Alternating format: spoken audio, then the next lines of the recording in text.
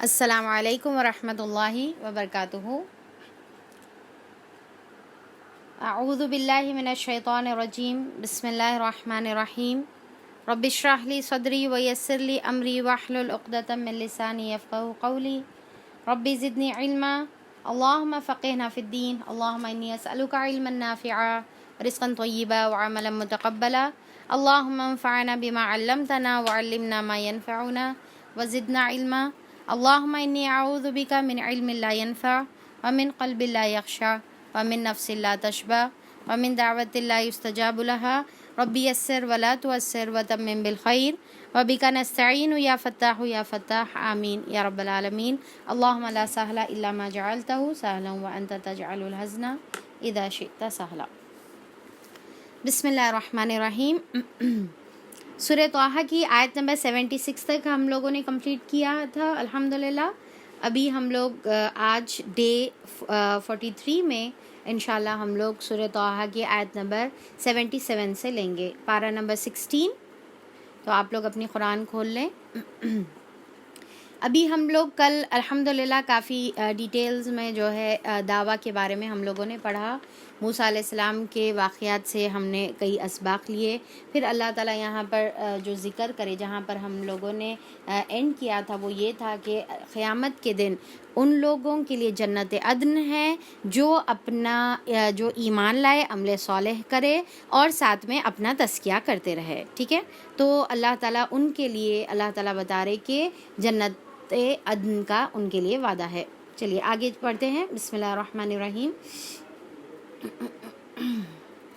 ہم نے موسیٰ علیہ السلام پر وحی کی کہ اب راتوں رات میرے بندوں کو لے کر چل پڑ اور ان کے لیے سمندر میں سوکھی سڑک بنا لے کہ تجھے کسی کا تعاقب کا ذرا خوف نہ ہو اور نہ سمندر کے بیچ سے گزرتے ہوئے ڈر لگے۔ تو یہاں پر اس کا واقعہ ہم لوگ آلریڈی پڑھ چکے ہیں کہ اللہ تعالیٰ کیا حکم دیے موسیٰ علیہ السلام کو کہ سمندر کے پاس جب پہنچ گئے، اب دیکھیں کہ واقعہ آپ لوگوں کو معلوم ہی ہے کہ موسیٰ علیہ السلام کا جو مقصد تھا فرعون کے پاس جانے کے لیے، دو مقصد تھے، ایک تو فرعون کو دعوت دینے کا تھا اور دوسرا بنی اسرائیل کو فرعون کے ظلم سے نجات دلانے کا تھا۔ تو اب اللہ تعالیٰ حکم دیے کہ ہجرت کرنے کا، تو آپ موسیٰ علیہ السلام تمام اپنے جو بنی اسرائیل تھے ان کو لے کر ہجرت کرنے کے لیے نکلے۔ تو جیسا فرعون کو معلوم ہوا تو وہ اپنے لشکر کو لے کر موسیٰ علیہ السلام کا پیچھا کرنے لگا۔ سامنے موسیٰ علیہ السلام جب دیکھے کہ سامنے سمندر ہے اور پیچھے فرعون کا لشکر ہے، تو اللہ تعالیٰ حکم دیے موسیٰ علیہ السلام کو کہ سمندر پر اپنی لاٹھی مارو، اور وہ جیسے سمندر پر موسیٰ علیہ السلام نے لاٹھی ماری تو جو سمندر ہے وہ دو حصوں میں تقسیم ہو گیا، اور گویا ایسا یعنی کہ اتنی صاف سڑک بن گئی کہ کوئی ڈر بھی اس کے اندر محسوس نہیں ہو رہا تھا۔ تو اللہ تعالیٰ بول رہے کہ موسیٰ علیہ السلام کو بولے کہ اب بس تم نکلنے کا ہے، اور اب وہاں پر اس کے سڑک جب بن جائے گی تو اس سے گزر جانے کا ہے۔ تو آپ امیجن کریے کہ موسیٰ علیہ السلام جیسا سمندر، کیونکہ سمندر کوئی ایسی یعنی کہ سیدھی سڑک تو نہیں ہوتی ہے نا، کافی ڈیپ ہوتی ہے۔ تو اللہ تعالیٰ سوچ کے دیکھیے کہ اللہ تعالیٰ کیسا پانی کو جو ہے اللہ تعالیٰ پارٹ کرے، کس طریقے سے پانی کے بیچ میں سے اللہ تعالیٰ نے راستہ بنایا، یعنی کہ کتنا بڑا موسیٰ علیہ السلام کا اللہ تعالیٰ نے یہ معجزہ نازل کیا تھا، جس کا اللہ تعالیٰ وعدہ کرے تھے نا کہ ہم تم کو بڑی نشانی دکھائیں گے۔ تو اب یہ تھی بہت بڑی نشانی تھی جس میں اللہ تعالیٰ نے سمندر سے راستہ بنا لیا۔ اب امیجن کریے کہ کیسا آج کل کچھ ایسے بنے ہوئے ہیں نا ایگزیبیشن ٹائپ کے، جو ہے کچھ میوزیم جیسا جو ہے بنے ہوئے ہیں، جہاں پر پورا جو آپ کو اگر آپ جائیں گے تو پورا ایسا لگتا ہے کہ پانی کے اندر ہیں ہم، رائٹ؟ تو سوچیے کہ ویسے ہی جو ہے ان لوگوں کو محسوس ہو رہا تھا ہوگا کہ پانی کے بیچ میں سے گزر رہے، سائیڈ میں پانی بھی ہے اور وہاں پر آپ کو مچھلیاں بھی نظر آ رہے، کیا منظر تھا ہوگا۔ اور بالکل اللہ تعالیٰ بول رہے کہ ڈرنے کی ضرورت نہیں ہے، یعنی کہ بیچ میں پانی مل جائے گا نہیں، بلکہ تم کو بہت ہی سکون سے وہاں سے تم گزرنے تک وہ پانی ویسے ہی رہے گا۔ تو اللہ تعالیٰ یہ بولے کہ کسی کے تعاقب کا بھی ڈرنا نہیں، کوئی فالو کریں گے وہ بھی ڈرنے کا ضرورت نہیں نہیں ہے، اور پھر دوسرا جو ہے سمندر سے گزرتے وقت بھی ڈرنے کی ضرورت نہیں ہے۔ پیچھے سے فرعون اپنے لشکر لے کر پہنچا اور پھر سمندر ان پر چھا گیا جیسا کہ چھا جانے کا حق تھا۔ تو اب یہاں پر فرعون بھی ویسے ہی موسیٰ علیہ السلام کے پیچھے سمندر کے راستے سے گزرنے کی کوشش کرا اپنے لشکر کے ساتھ، پر اللہ تعالیٰ کیا کرے، پانی کو ملا دیے اور فرعون کو اس میں پورے لشکر سمیت غرق کر دیے۔ فرعون نے اپنی قوم کو گمراہی میں ہی مبتلا کیا تھا، کوئی صحیح رہنمائی نہیں کی تھی، یعنی کہ خود غلط راستے پر چلا، غلط جو ہے طرز عمل کرتے رہا اور تمام لوگ اس کو جو ہے فالو کرے اور انہیں غلط یعنی کہ رہنمائی کرا، اور ساتھ میں اپنے ساتھ عذاب میں بھی تمام لشکر کو مبتلا کرا۔ تو اب دیکھیں کہ یہاں پر ہمارے لیے بہت زیادہ ضروری ہے کہ ہم جس کو فالو کر رہے وہ لیڈر ہمارے صحیح ہے یا نہیں ہے، وہ بھی دیکھنا ہمارے لیے بہت زیادہ اہم اور ضروری ہے۔ بغیر سوچے سمجھے فالو کر لینا نہیں ہے، بلکہ ہم دیکھنا ہے کہ جس کو ہم فالو کر رہے یا جو بھی ہمارا رہنما ہے وہ قرآن کے ذریعے سے اور حدیث کے ذریعے سے ہماری رہنمائی کر رہے یا پھر جو ہے غلط تعلیمات کے ذریعے سے رہنمائی کر رہے، تو یہ ہم کو چیک کرنے کا ہے۔ اے نبی، اے بنی اسرائیل، ہم نے تم کو تمہارے دشمن سے نجات دی اور طور کے دائیں جانب تمہارے حاضری کے لیے وقت مقرر کیا۔ تو اب یہاں پر اللہ تعالیٰ بتا رہے کہ کس طریقے سے دشمن سے نجات دی اللہ تعالیٰ، اور پھر اب موسیٰ علیہ السلام کو بول دیے کہ اب تم کو جو ہے طور کے جانب وہاں پر آنا ہے، وہاں پر تم کو کمانڈمنٹس دیے جائیں گے، تم کو تورات دی جائے گی، احکامات دیے جائیں گے۔ تو موسیٰ علیہ السلام اپنی پوری بنی اسرائیل جو آپ کی امت تھی وہ وقت پر، تو ان کے ساتھ آپ تیزی سے طور کی جانب بڑھنا شروع ہو گئے، اور تم پر من و سلوہ اللہ تعالیٰ نے اتارا، یعنی کہ اور ایک نعمت اللہ تعالیٰ دیے۔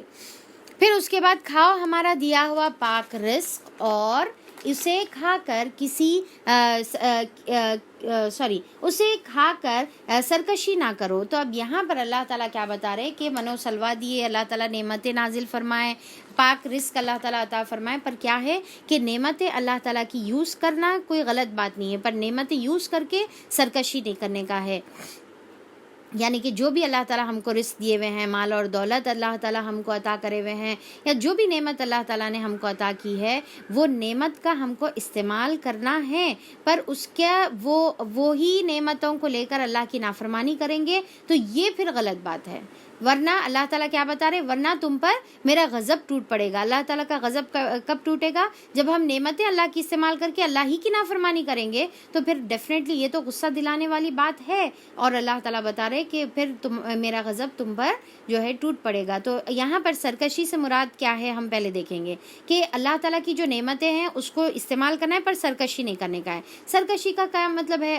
عربک میں جو ورڈ دیا ہوا ہے لا تدغوا دیا ہوا ہے، طغیانی یا تغو کا کیا مطلب جو ہے ہوتا ہے کہ ایک تو اللہ کی نافرمانی کرنا، دوسرا فساد کرنا، ٹھیک ہے، تیسرا دوسروں کے مال جو ہے اپن ہڑپ کر لینا، اور چوتھا کیا ہے کہ وہ مال جو اللہ تعالیٰ نے دیا ہے اس کو جمع کر کے رکھنا۔ جیسا اللہ تعالیٰ ان کو من و سلوہ دیے تو ان کو کیا حکم تھا کہ جو بھی اللہ تعالیٰ من و سلوہ تم کو عطا کر رہے وہ کھانے کا ہے، پر اس کو جمانے کا ان کو حکم نہیں تھا، یعنی کہ جمع کر کے جو بھی نعمتیں ہیں اللہ تعالیٰ کی جمع کرنا اللہ کو نہیں پسند ہے، کہ ہم اپنے لیے اتنا جمع کر لیں کہ ہمارے پڑوس، ہمارے رشتہ دار، ہمارے جو اطراف کے جو لوگ ہیں وہ ضرورت مند رہے، اور ہمارے پاس تو ایک مہینے کا راشن باقی رہے۔ تو ہم یہاں پر جہاں پر اپنا خیال کر رہے تو ساتھ میں ہم دوسروں کا بھی جو ہے خیال کریں گے، نہ کہ اپنے لیے ہی خود جمع کر کے رکھیں گے، کیونکہ پھر یہ اللہ تعالیٰ کو غصہ دلانے والی چیز ہوتی ہے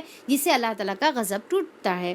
اور اللہ تعالیٰ فرماتے ہیں اور جس پر میرا غضب ٹوٹا وہ پھر گر کر ہی رہا۔ تو اللہ تعالیٰ کیا بول رہے کہ ایک بار جس کے اوپر اللہ کا ناراضگی آ گئی، غصہ ٹوٹا، تو پھر وہ گر کر ہی رہا۔ اب یہاں پر تھوڑا سا ٹیکسٹ پر نوٹ کریے، آیت نمبر 81 ہم لوگ پڑھ رہے ہیں، تو یہاں پر اللہ تعالیٰ بتا رہے فقد ہوا کا ورڈ استعمال ہو رہا۔ دیکھیے کہ ہوا کا ورڈ اس سے پہلے ہم لوگوں نے استعمال کیا تھا نا، کس کے لیے؟ خواہشات نفس کے لیے۔ اب یہاں پر یہی ورڈ ہوا گرنے کے لیے استعمال ہو رہا، کیونکہ ہوا ایکچولی خواہشات نفس کو کہتے ہیں، اور وہ خواہشات نفس جو انسان کو اوپر سے نیچے گرا دے۔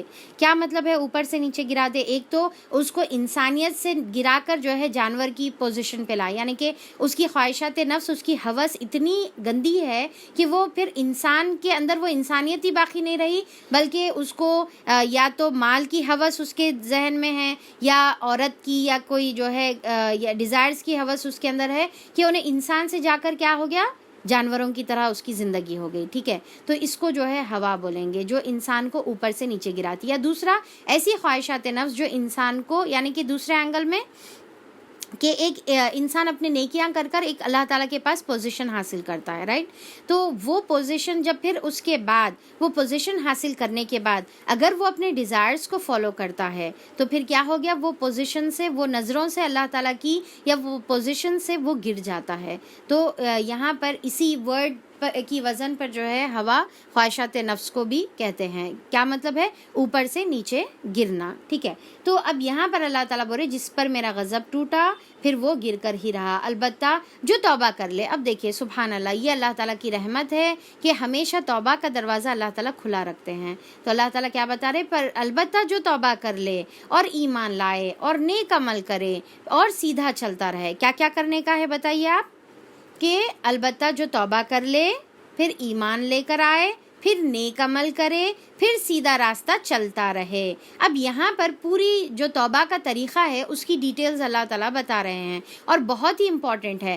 تو اللہ تعالیٰ بول رہے کہ جو ایسا کریں گا اس کے لیے بہت درگزر کرنے والے، اللہ تعالیٰ بہت درگزر کرنے والے ہیں.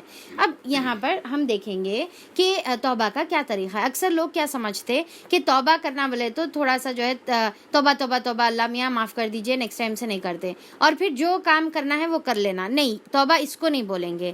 جب ایک انسان توبہ کرتا ہے تو اللہ تعالیٰ اس کے بعد کچھ توبہ ایسی ہوتی ہے اللہ تعالیٰ ٹھیک ہے چلو جب کا جب سن لیتے ہیں، پر کچھ توبہ اللہ تعالیٰ ایسی رکھتے ہیں جو انسان توبہ کرنے کے بعد اللہ تعالیٰ اس کو ہولڈ پہ رکھتے ہیں، ویٹ کرتے ہیں. ٹھیک ہے، اس کے بعد اللہ تعالیٰ اس کا طرز عمل دیکھتے ہیں. اچھا، ایمان لے کر آئے، نیک عمل کرے، اور پھر اس کے بعد سیدھی راستے پر چلتا رہے، تو پھر اب اس کی وہ توبہ قبول ہوگی اور پھر اس کو اللہ تعالیٰ معاف کر دے گا. پر اگر انسان جو ہے توبہ کرتے جائے اور پھر گناہ کرتے جائے، پھر توبہ کرتے جائے اور اپنی اصلاح نہیں کرے، اور پھر بس عادتاً توبہ کرتے جا رہا، توبہ توبہ توبہ بولتے جا رہا، پھر جو ظلم کرنا ہے کر رہا، زیادتی کرنا ہے کر رہا، گناہ کے کام کرنا ہے کرتے جا رہا، پھر اللہ تعالیٰ سے توبہ کرتے جا رہا، تو ایسی توبہ پھر اللہ تعالیٰ قبول نہیں کریں گے.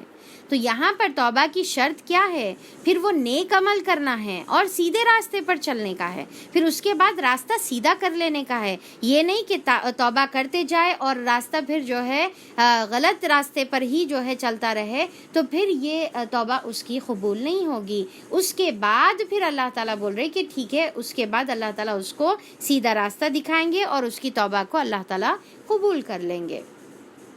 اب دیکھیے کہ یہاں پر ایک چیز بتانا چاہ رہی تھی آپ لوگوں کو، کہ ہم لوگوں کی آیت نمبر 82 چل رہی، رائٹ، اور یہاں پر ہم کوئی معجزے کے بارے میں بات نہیں کر رہے، پر آپ لوگوں کا ڈسکشن ابھی بھی معجزوں کے اوپر چل رہا. کیا میں وجہ جان سکتی ہوں بھائی، کیوں کس وجہ سے ابھی معجزے پر ڈسکشن؟ تو آپ لوگ تھوڑا سا کنسنٹریٹ کریں نا، آیتوں پہ کنسنٹریٹ کریے، ورنہ پھر آپ کا آگے کا مس ہو جاتا، پھر آپ لوگ آگے کے جو ہے پوائنٹس مس کر دیتے، یا پھر کوئز میں بھی ہو سکتا سوالات آئے تو پھر آپ وہ مس کر دیتے، اور پھر آیتیں ایک آیت بھی ہمارے لیے قیمتی ہے نا، تو اس کے اوپر کنسنٹریٹ کریں. ڈاؤٹس ہے تو آپ لوگ بعد میں کلیئر کر سکتے، نوٹ ڈاؤن کریے ڈاؤٹس اپنے، اور پھر آپ اس کو میرے سے پوچھ سکتے، یا پھر آپ کے جو بھی گروپ ایڈمنز ہیں آپ ان سے پوچھ سکتے. پلیز یہاں پر ڈسکشن کو اوائڈ کریے، کیونکہ قرآن کے دوران ڈسکشن کرنا گویا اب آپ لوگ ہو سکتا ہے کہ ٹائپ کر کے ڈسکشن کر رہے، پر قرآن کے دوران بات کرنے کے برابر ہے. تو بات کرنا قرآن کے دوران، جب قرآن کی تعلیم چل رہی اور ہم اگر آپس میں ایک دوسرے سے کچھ اور باتیں کر رہے، چاہے ہو سکتا ہے وہ قرآن کے متعلق ہی کیوں نہ ہو، اگر ہم باتیں کر رہے تو پھر یہ بھی عمل جو ہے بہت ہی ناپسندیدہ عمل ہے. تو اس کو اوائڈ کریں، اننیسیسری کے کوشچنس یہاں پر جو ہے نہ کریں جب تک کہ کوئی ایمرجنسی نہ ہو. بسم اللہ الرحمن الرحیم. اور کیا چیز تمہیں اپنی قوم سے پہلے لے آئی اے موسیٰ؟ تو اب یہاں پر موسیٰ علیہ السلام کو جو اللہ تعالیٰ بتائے تھے کہ طور کی جانب آنے کا ہے، تو پھر اللہ تعالیٰ بول رہے کہ اس کیا چیز تم کو جلدی لے کر آئی. اب موسیٰ علیہ السلام کیا کرے کہ ایکسائٹمنٹ میں اللہ تعالیٰ سے ملاقات کرنے کے لیے، کیونکہ اس سے پہلے بھی اللہ تعالیٰ سے کلام کر چکے تھے، تو اب پھر سے اللہ تعالیٰ کی کلام کے لیے آپ کو بہت زیادہ اشتیاق تھا، شوق تھا، تو آپ کیا کرے جلدی جلدی سے جو ہے موسیٰ علیہ السلام پہلے بڑھ گئے، اور قوم ان کی کیونکہ بہت زیادہ گروپ آف پیپل رہا تو آنے کے لیے تھوڑا سا یعنی کہ سلو رہتا بنسبت ایک انسان اگر جو ہے وہ چل رہا ہے. تو موسیٰ علیہ السلام تیزی سے چلے اور اللہ تعالیٰ کے پاس حاضر ہو گئے. تو اب اللہ تعالیٰ یہاں پر پوچھ رہے کہ وجہ کیا ہے، تم پہلے کیوں آئے، تمہاری قوم کہاں ہے، تمہاری قوم کو جہاں پر آنا تھا، یعنی کہ قوم کو کلام کرنے کے لیے تو نہیں آنا تھا، پر جو اپوائنٹڈ جو جگہ تھی وہ اپوائنٹڈ جگہ پر تمہاری قوم نہیں آئی، تو تم پہلے جلدی کیوں آ گئے. کیونکہ اب یہاں پر دیکھیے کہ ایک چیز ہے کہ دین کے معاملے میں جہاں پر ہم کو کہا جاتا ہے کہ جلدی کرنا ہے، ٹھیک ہے، پر کچھ معاملے ایسے ہوتے جہاں پر جلدی کرنا پسندیدہ نہیں ہوتا، اور خاص طور پہ نبیوں کے لیے کہ عجلت پسند نہیں کی گئی ہے. عجلت یعنی کہ جلدی کرنا، کوئی بھی چیز جو ہے وقت سے پہلے کر دینا، تو یہ پسندیدہ نہیں ہے. اسلام کے اندر کیا ہے کہ وقت پر کرنا پسندیدہ ہے، اور وقت پر کرنے کے لیے جلدی کرنا پسندیدہ ہے، وقت سے پہلے کرنا. اب جیسا فار ایگزامپل کہ اگر جو ہے نماز کا وقت ہے، تو نماز کا وقت ہے تو فار ایگزامپل مغرب کا وقت 7 بجے سٹارٹ ہو رہا، اور اگر کوئی جو ہے نہیں میں تو جو ہے جلدی پڑھ لیتی ہوں، ٹھیک ہے، کیونکہ سب سے جلدی پڑھنا اللہ تعالیٰ کے نزدیک جو ہے بہت پسندیدہ ہے، تو میں جلدی پڑھ لیتی ہوں، تو میں 7 بجے وقت ہو رہا پر میں 6:45 بجے پڑھ لیتی ہوں، تو پھر یہ جو ہے پسندیدہ نہیں ہے. ٹھیک ہے. اب جیسا حج کا بھی وقت ہے، ٹھیک ہے، حج کے جو دن ہے 8 تاریخ سے جو ہے آٹھ ذی الحج سے حج کا وقت شروع ہوتا ہے. اگر کوئی بولے کہ نہیں بھائی میں جلدی کر لیتا ہوں تاکہ میرے کو زیادہ اجر ملے، اور وہ جو ہے اپنا حج شروع کر رہا 5 تاریخ کے دن 5 ذی الحج کو، تو کیا اس کا حج قبول ہوگا؟ تو وقت پہ کرنا ہے اور وقت میں کرنے جلدی کرنا ہے. ٹھیک ہے. وقت سے پہلے کرنا اسلام میں جو ہے پسندیدہ عمل نہیں ہے، یعنی کہ عجلت کرنا، جلدی کرنا، اننیسیسری کے وقت سے پہلے جو ہے کام کر لینا، یعنی کہ جو فکسڈ وقت ہے، ٹھیک ہے، اس سے پہلے کر لینا، پھر وہ اللہ تعالیٰ کے نزدیک پسندیدہ نہیں ہے. تو اللہ تعالیٰ یہاں پر وہ چیز پسند نہیں آئی، اور موسیٰ علیہ السلام سے اللہ تعالیٰ سوال کرے کہ وقت جو ہے پسندیدہ رہے. اچھا، اب یہاں پر جب نماز کی بات نکل گئی تو میں آپ لوگوں کو بتا دوں کہ نماز کا جو ہے کچھ اوقات ہوتے ہیں جو قرآن کے اندر سے بھی خیر دلیل ملتی ہے ہم کو، پر حدیث کے اندر نماز کے اوقات کی کافی ڈیٹیلز بتائی گئی ہے کہ سورج کا جو ہے جیسا ظہر کا وقت ہے تو سورج کی پوزیشن کیسی رہنا ہے اور شیڈو کیسا رہنا ہے، یعنی کہ اس کو میجر کرنے کا ایک طریقہ جو اللہ تعالیٰ بتائے کہ جو لکڑی ہوتی ہے وہ اس کا شیڈو جو ہے ایگزیکٹ جب اس کی سائز کا رہیں گا شیڈو تو وہ وقت یہ نماز ہے، اس کا جب ڈبل شیڈو ہو جائے گا تو وہ وقت وہ نماز ہے، پھر سورج جب نکلیں گا تو یہ نماز ہے، سورج جب غروب ہوں گا تو یہ نماز ہے. ٹھیک ہے. تو سورج نکلنے سے پہلے جیسا ہم فجر پڑھتے ہیں اس کے بعد ہم نہیں پڑھ سکتے، تو یہ وقت حدیث میں بتایا گیا ہے اور اس کے حساب سے جو ہے اوقات نماز کے فکس ہوتے ہیں. ٹھیک ہے. اب بعض لوگ یہ سمجھتے کہ جب اپنے مسجد کی نماز ہو جب ہی نماز کا وقت شروع ہوتا ہے، تو یہ ایک غلط فہمی ہے جو ہمارے اندر موجود ہے کہ ہم کیا سمجھتے ہیں. اب دیکھیے کہ ہر کسی کے پاس الگ الگ وقت نماز کا شروع ہوتا ہے. کسی کے پاس جیسا فار ایگزامپل ظہر کا وقت ہے، ٹھیک ہے، کسی کے پاس اذان 1 بجے ہوتی، کسی کے پاس 1:15 بجے ہوتی، کسی کے پاس 1:30 بجے ہوتی. تو کیا نماز کا وقت بھی ویسے ہی چینج ہو رہا؟ نہیں، نماز کا وقت تو ٹائم پہ شروع ہو جاتا. اگر ہم اس کے اوپر غور کریں گے تو جب جمعہ رہتا تو اذان جو ہے 12:30 بجے ہی ہو جاتی. تو کیا جمعہ کے ایک ہی دن سورج کا ٹائم ڈفرینٹ ہے اور دوسرے دن الگ الگ ہے؟ تو ایسا نہیں ہوتا، رائٹ. تو جمعہ نماز کا وقت تو ایکچولی 12:30 بجے شروع ہو جاتا، پر لوگ اپنی اپنی کنوینئنس سے جو ہے اپنی اذانیں دیتے ہیں اپنی مسجدوں میں، جیسا بھی ان کی کنوینئنس ہے انہوں اذان دیتے. تو یہاں پر ہم اذان جب مسجد میں ہوتی تبھی نماز کا ٹائم ہوتا ہے ایسا نہیں ہوتا ہے، بلکہ آج کل ایپس موجود ہے، آپ لوگ ایپ سے دیکھ سکتے، یا پھر کچھ لوگ جو ہے نیوز پیپر کو بھی فالو کرتے ہیں. خیر میں تو ریکمینڈ نہیں کروں گی آپ کو کہ نیوز پیپر کو فالو کرو، کیونکہ الگ الگ نیوز پیپر جو لوگ فالو کرتے ہیں تو ان کے اپنے مرضی سے اپنے عقیدے کے حساب سے انہوں اس کو پوسٹ کر دیتے ہیں. بہرحال تو نماز کے ایپس بھی موجود ہے، وقت بھی موجود ہے، یا آپ کسی سے معلوم بھی کروا لے سکتے ہیں. تو اس کے حساب سے نماز کا وقت ہوتا ہے اور نماز کا وقت ویری بھی ہوتا ہے. ٹھیک ہے. اکثر لوگ جیسا ہماری کلاس 5 بجے ہے تو لوگ سمجھ رہے کہ بھائی ہمارے پاس 5 بجے اذان ہوتی تو ہم نماز کب پڑھیں.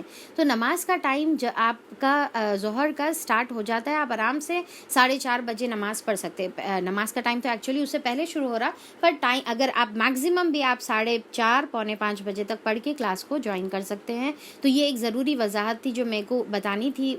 تو یاد رکھیے کہ ٹائم الگ ہوتا ہے, اذان الگ ہوتی ہے, ٹھیک ہے. تو اس کے حساب سے ہم اپنا ٹائم ہو رہا نہیں سمجھیں گے. خاص طور پہ ایون سحری میں بھی میں بتا دوں کہ سحری میں بھی فجر کا ٹائم الگ الگ مسجدوں میں اپنے اپنے حساب سے ہوتا ہے. تو آپ لوگ سحری کا ٹائم بھی چیک کر کے سحری کیا کریں, مسجدوں کی اذانوں پر ڈپینڈ نہ کریں. چلیے, تو پھر اس کے بعد یہاں پر جب موسیٰ علیہ السلام عجلت کرے تو اللہ تعالیٰ پوچھے کہ کیا وجہ ہے. تو موسیٰ علیہ السلام جواب دیتے ہیں, اس نے عرض کیا وہ بس میرے پیچھے آ ہی رہے ہیں, میں جلدی کرتے ہوئے تیرے حضور آ گیا ہوں, اور اے میرے رب تاکہ تو مجھ سے خوش ہو جائے. تو اب یہاں پر موسیٰ علیہ السلام کی انٹینشن انہوں بتا رہے ہیں کہ اللہ تعالیٰ تیری نافرمانی کرنا وجہ نہیں تھی, بلکہ یہاں پر میری نیت یہ تھی کہ میں آپ کو راضی کر سکوں, آپ میرے سے خوش ہو جائیں کیونکہ میں جلدی آ گیا. تو انہوں یہاں پر اپنی اخلاص اور اپنی جو ہے اچھی انٹینشن بتا رہے ہیں. فرمایا اچھا تو سنو, ہم نے تمہارے پیچھے تمہاری قوم کو آزمائش میں ڈال دیا ہے اور سامری نے انہیں گمراہ کر دیا ہے. تو اب اللہ تعالیٰ یہاں پر بتا رہے جو تم جلدی آئے اس کا نقصان ہوا, اور نقصان کیا ہوا کہ تمہارے پیچھے تمہاری جو قوم ہے وہ آزمائش میں مبتلا ہو گئی, اور پھر وہ لوگ جو ہے سامری کی بات سن کر گمراہ ہو گئے. تو اب یہاں پر یہ پہلی بار سامری کا ذکر آ رہا ہے. اس سے پہلے ہم نے کئی بار موسیٰ علیہ السلام کا ذکر پڑھا تھا نا, پر سامری کا ذکر ہم نے نہیں دیکھا تھا, اور صرف اتنا پڑھے تھے کہ ان لوگوں نے بچڑے کو معبود بنا لیا تھا. پر کیسا, تو اس کا ڈیٹیلز اب یہاں پر ہے کہ وہ بچڑے کو معبود بنانے کا وجود کس طریقے سے آیا. تو اللہ تعالیٰ یہاں پر بتا دیے. اب ڈیٹیل دوسرے سورے میں آ گئی, یہاں پر اسی لیے سکپ ہو گیا. اب ڈائریکٹ جو ہے موسیٰ علیہ السلام کیا کرے, سخت غصے اور رنج کی حالت میں اپنی قوم کی طرف پلٹے جا کر اس نے کہا کہ اے میری قوم کے لوگوں, کیا تمہارے رب نے تم سے اچھے وعدے نہیں کیے تھے؟ کیا تمہیں دن لگ گئے ہیں, یعنی کہ دن لگ گئے کا مطلب کیا ہے کہ جیسا ہم عام زبان میں بولتے نا, دن بھرتی ہو گئے, کیا پورے ہو گئے, کیا سزا ہونا ہے, جوتے پڑنے کا ہے. تو جیسا ہم عام زبان میں بولتے, یہاں پر موسیٰ علیہ السلام ویسے ہی بول رہے کہ کیا تم چاہ رہے کہ اللہ تعالیٰ کا عذاب آئے تمہارے اوپر؟ اب بھی تم اپنے آنکھوں کے سامنے فرعون کو غرق ہوتے ہوئے دیکھے, اب بھی آنکھوں کے سامنے سمندر کو پھٹتے ہوئے دیکھے, پھر ایسا بھی کیا وقت گزر گیا کہ تم میرے پیچھے سیدھا جاتے ساتھ ہی شرک کرنا شروع کر دیے. تو اتنا زیادہ موسیٰ علیہ السلام کو یہ بات پر غصہ آیا, اور پھر وہ جو ہے آ کر اپنی قوم کو تنبیہ کرنے لگے, یا تم اپنے رب کا غضب ہی اپنے اوپر لانا چاہتے تھے کہ تم نے مجھ سے وعدہ خلافی کی؟ انہوں نے جواب دیا, ہم نے آپ سے وعدہ خلافی کچھ اپنے اختیار سے نہیں کی. معاملہ یہ ہوا کہ لوگوں کے زیورات کے بوجھ سے ہم لد گئے تھے. تو اب یہاں پر اس کے اندر بتایا جاتا ہے کہ جو بنی اسرائیل تھے وہ لوگ حالانکہ غریب قوم تھے, اور فرعونیہ ان کو کوئی وجود, یعنی کہ ان کا کوئی وجود نہیں سمجھتے تھے, اور خوب ظلم اور زیادتی کرتے تھے. پر اسی طریقے سے ساتھ میں سائملٹینیسلی وہ لوگ بنی اسرائیل کو بہت ہی ایماندار بھی مانتے تھے. تو کیا کرتے تھے کہ اپنے جو زیورات ہے لے کے آ کر امانت کے طور پہ رکھتے تھے, کس کے پاس؟ بنی اسرائیل کے پاس, یعنی کہ قبطی اور فرعونی جو ہے لے کے آ کر امانت کے طور پہ ان کے پاس ایز اے جو ہے سیفٹی کے طور پہ جو ہے رکھتے تھے. اور ان لوگوں کی ذمہ داری ہوتی تھی جیسا بینکس جیسا ذمہ دار ہوتا ہے, تو ان کی ذمہ داری اس کے پروٹیکشن کی ہوتی تھی, اس کی حفاظت کی ہوتی تھی. اب جب وہ لوگ جو ہے وہاں سے نکلے تو ساتھ میں اپنے ساتھ میں جو ہے اپنا سامان بھی لے کر نکلے, تو اس کے اندر جو ہے تمام فرعونیوں کا گولڈ بھی ساتھ میں آ گیا. پر اس کے بعد ان لوگوں کو احساس ہوا کہ یہ جو ہم ساتھ میں لے کر آئے یہ تو امانت تھی, اور یہ لے کے آنا ہمارے لیے صحیح نہیں تھا, تو اب اس کا کیا کریں گے؟ تو وہ بوجھ ان لوگ اپنے اندر جو ہے محسوس کر رہے تھے, ان کا ضمیر گوارا نہیں کر رہا تھا. تو اب یہاں پر یہ ہوا کہ سامری جو تھا انہیں ان لوگوں کے دماغ میں یہ ڈالا کہ دیکھو یہ بوجھ جو ہے ناحق ہے, اور پھر یہ تمہارے لیے ایز اے کرز کے طور پہ ہو سکتا ہے, تو لہٰذا تم لوگ جو ہے اس کو پھینک دو. تو وہ تمام لوگ کیا کرے, اپنے اپنے جتنے بھی بوجھ تھے وہ تمام پھینک دیے. تو سامری بھی اپنا اس کے اندر جو ہے اپنا بھی گولڈ اس میں پھینک دیا, اور پھینک کر وہ تمام کو ملایا, اور ملا کر اس کے اندر سے جو ہے اس کو پگھلا کر جو ہے اس کا بچڑا بنا لیا, یعنی کہ گولڈ کا. جیسا آج بھی ہم دیکھتے ہیں نا مورتیاں جو ہے گولڈ کی بنی ہوئی ہوتی ہے, اور پھر کئی جو غیر مذہب ہے ان کے اندر جو ہے یہ گولڈ کا رنگ, سیفرن رنگ جو ہے کافی یعنی کہ ان کے اندر ہولی مانا جاتا ہے. تو یہ ہو سکتا ہے کچھ مفسرین بتاتے ہیں کہ اس کی شروعات یہیں سے ہے. اور یہ جو آج یہاں پر آج کے زمانے میں جو غیر مسلمان جو بھی ہے, میں نام نہیں لینا چاہ رہی ہوں, آپ انڈرسٹوڈ ہے کہ جو بھی یہ سیفرن کلر کو یا گولڈ کلر کو یا گولڈ کی عبادت کرنے والے ہیں, وہ اسی بنی اسرائیل یا یہی یہودیوں کی جو ہے ایک شاخ ہے جو آج یہاں پر موجود ہے. خیر, تو اللہ تعالیٰ یہاں پر پھر کیا ہے کہ بس انہوں نے اس کو پھینک دیا, یعنی کہ جو گولڈ تھا انہوں نے پھینک دیا. پھر اسی طرح سامری نے بھی کچھ ڈالا, یعنی کہ اپنا بھی گولڈ اس کے اندر ڈالا, اور ان کے لیے ایک بچھڑے کی مورت بنا کر نکال لایا, جس میں سے ایک بیل کی سی آواز آتی تھی, یعنی کہ اس کا اسٹرکچر ایسا تھا, شیپ ایسا تھا وہ بچھڑے کا کہ جب اس کے اندر سے ہوا گزرتی تو اس کے اندر سے جو ہے ایک دم سے جیسا بیل کی آواز آتی ہے ویسی آواز آتی تھی. لوگ پکار اٹھے, یہی ہے تمہارا خدا اور موسیٰ کا خدا. موسیٰ نے اسے بھول گیا. تو اب یہاں پر جیسا یہ دیکھے تو لوگ بولے کہ ارے ہاں یہ تو جو ہے خدا ہے شاید. اب اس کے اندر دیکھیں کہ ڈائریکٹ ایسا نہیں ہے کہ وہ لوگ اس کو خدا مانے, ٹھیک ہے. تو یہاں پر تھوڑا سا بیک گراؤنڈ سمجھنے کی ضرورت ہے. جیسا ہم لوگوں نے اس سے پہلے پڑھا تھا کہ وہ لوگ جب ایک قوم کی طرف سے گزر رہے تھے موسیٰ علیہ السلام کے ساتھ, ان لوگ کیا کرے, وہاں پر دیکھے کہ لوگ کوئی مورتی کو سامنے رکھ کر پوجا کر رہے, تو ان لوگ کیا ڈیمانڈ کرے تھے موسیٰ علیہ السلام سے کہ ہمارے لیے بھی, ہم ایک ہی خدا کو مانیں گے, پر کیا کریے آپ ہمارے واسطے ایک ایسی مورت سامنے لا کر رکھیے, تو اس سے ہم کیا کر سکتے, کنسنٹریٹ کر سکتے. تو ہم کو کنسنٹریشن کے لیے جو ہے ایک مورت سامنے لا کر جو ہے دیجیے. تو موسیٰ علیہ السلام جو ہے وہاں پر ان لوگوں کو تنبیہ کر دیے تھے کہ یہ تم لوگ کی ڈیمانڈ کر رہے, اتنی غلط ڈیمانڈ تم لوگوں کی دماغ میں بھی کیسا آئی, بول کے انہوں تنبیہ کر دیے تھے اور روک دیے تھے. اب اس کے بعد کیا ہوا, موسیٰ علیہ السلام جب چلے گئے تو سامری کیا کرا کہ وہ جو گولڈ کا جو بچڑا بنایا انہیں بولا کہ دیکھو یہ تم اس کو عبادت نہیں کرو, بلکہ اس کو ایز اے کنسنٹریشن کے طور پہ اس کو سامنے رکھو, اور عبادت تو خدا کی ہی کرو. اور یہی ایکچولی موسیٰ علیہ السلام کا جو ہے, موسیٰ علیہ السلام کو بھی یہی کرنے کا تھا. موسیٰ علیہ السلام بھول گئے, بہرحال انہیں اپنی جو ہے غلط باتیں, اس کے اندر اور بھی بہت ساری غلط باتیں ملا کر لوگوں کو کنونس کیا کہ یہی خدا ہے. تو لوگ بھی جو ہے کیونکہ انتظار میں تھے کہ کوئی کنسنٹریشن کے لیے کوئی چیز ہو, تو پھر وہ لوگ بھی جو ہے اس کی باتوں میں آ گئے, اور وہ جو ہے بچڑے کی پوجا وہاں پر کرنی وہ لوگوں نے شروع کر دی. اور موسیٰ نے اسے بھول گیا کا کیا مطلب ہے کہ اس کے بارے میں بتانا بھول گیا. کیا وہ دیکھتے نہ تھے کہ نہ وہ ان سے نہ ان کی بات کا جواب دیتا ہے, نہ ان کے نفع و نقصان کا کچھ اختیار رکھتا ہے. تو اللہ تعالیٰ بولے کہ ایسا کیسا ان لوگ یہ اتنا بڑی جو ہے شرک اللہ تعالیٰ کے بارے میں بنا کے لے گئے. ہارون موسیٰ علیہ السلام کے آنے سے پہلے ہی ان سے کہہ چکا تھا کہ لوگو تم اس کی وجہ سے فتنے میں پڑ گئے ہو, تمہارا رب تو رحمان ہے, بس تم میری پیروی کرو اور میری بات مانو. اب یہاں پر یہ سورہ میں جو ہے ہم شروع سے دیکھیں گے, آپ لوگ بھی جو ہے نوٹ کریے کہ رحمان اللہ تعالیٰ کا جو نام بار بار اس میں جو لیا گیا ہوا ہے, صفت لی گئی ہوئی, وہ رحمان کی صفت کا تکرار ہم اس میں محسوس کریں گے. تو اللہ تعالیٰ یہاں پر حالانکہ ان لوگوں کی نافرمانی کی بات چل رہی, پر اللہ تعالیٰ ورڈ یہاں پر کا استعمال کر رہے, صفت رحمان کی صفت استعمال کر رہے, اور پھر ان کو موقع دے رہے, سمجھا رہے. اور ہارون علیہ السلام جو ہے ان کو بتا رہے کہ تم جو ہے رحمان تمہارا رب ہے اور اسی کی پیروی کرو. مگر انہوں نے اس سے کہہ دیا کہ ہم تو اسی کی پرستش کرتے رہیں گے جب تک کہ موسیٰ واپس نہ آ جائے. موسیٰ علیہ السلام قوم کو ڈانٹنے کے بعد ہارون کی طرف پلٹا اور بولا, ہارون تم نے جب دیکھا تھا کہ یہ لوگ گمراہ ہو رہے ہیں تو کس چیز نے تمہارا ہاتھ پکڑا تھا کہ میرے طریقے پر نہ عمل کرو؟ کیا تم نے میرے حکم کی خلاف ورزی کی؟ ہارون علیہ السلام نے جواب دیا, اے میرے ماں جائی, اے میرے ماں کے بیٹے, اے میرے, یعنی کہ پیار سے انہوں. اب دیکھیں موسیٰ علیہ السلام غصے میں ہیں اور ہارون علیہ السلام کیسا جواب دے رہے, پیار سے جواب دے رہے, اے میرے ماں کے بیٹے, تاکہ ان کا جو ہے غصہ ٹھنڈا ہو. تو اب یہاں پر کیا ہے کہ جب سامنے والا کوئی وجہ سے غصے میں ہوتا ہے, اور ہو سکتا ہے ان کو پوری بات کا نقشہ نہیں معلوم ہے, اسی لیے انہوں ریاکٹ کرے غصے میں, تو ہمارا کام کیا ہے, پیار سے ان کو سمجھائیں. تو انہوں جو ہے یہاں پر پیار سے بات کرے کہ اے میرے ماں کے بیٹے, میری داڑھی نہ پکڑ, نہ میرے سر کے بال کھینچ, یعنی کہ واسطہ دے رہے, ماں کا واسطہ دے رہے, رحم کا اور رشتہ داری کا واسطہ دے کر بول رہے کہ میرے داڑھی نہ پکڑ اور میرے سر کے بال نہ کھینچ. مجھے اس بات کا ڈر تھا کہ تو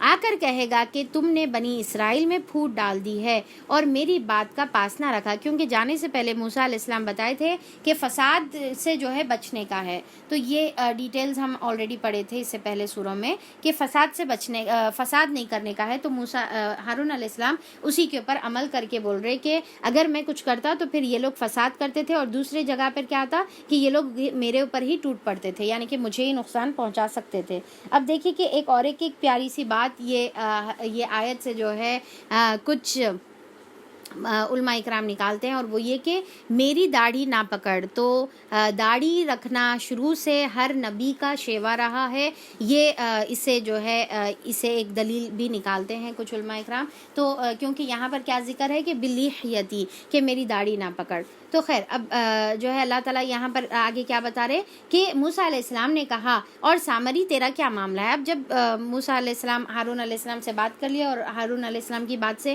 کنونس ہو گئے تو ٹھیک ہے، اب انہوں کیا کرے، ان کو معاف کر دیے اور پلٹتے کس کی طرف ہے، سامری کی طرف پلٹتے ہیں اور اس سے پوچھتے ہیں کہ اچھا سامری تمہارا کیا حال ہے کہ تم یہ سب چیزیں حرکتیں کیوں کرے، اصل مین کلپریٹ تم ہے تو تم یہ ساری حرکتیں کیوں کرے. اب وہ جو ہے جواب دیتا ہے. اس نے جواب دیا کہ میں نے وہ چیز دیکھی ہے جو ان لوگوں کو نظر نہ آئی، بس میں نے رسول کے نقش قدم سے ایک مٹھی اٹھائی اور اس کو ڈال دیا اور میرے نفس نے مجھے ایسا ہی سجایا تھا. تو اب یہاں پر انہیں جو اس کی جو فیبریکیشن جو انہیں جو بھی اس کی تھی، جو بھی انہیں اپنی طرف سے بنایا تھا، تو انہیں اس کے بارے میں بتا رہا اور کیا بول رہا کہ میں جو ہے کیا کرا، یبسرو یہاں پر جو ذکر ہے نا بصورت کا بھی جو ذکر ہے، بصورتو، ٹھیک ہے، قالا بصورتو، کہ میں نے وہ چیز دیکھی. اب یہاں پر بصورتو کا مطلب جو ہے دیکھنے سے مراد نہیں ہے، بلکہ یعنی کہ اس کا نظریہ، میرا ایسا نظریہ، میں وہ اینگل سے دیکھا یا میرے اندر وہ انسائٹ جو ہے آئی جو دوسروں کو جو ہے نظر نہیں آئی، تو میرا نظریہ الگ تھا. تو کیا اس نے کیا کیا کہ اس کے اندر یہ تمام جو شیطانی خیالات اس کے دماغ میں جو آئے.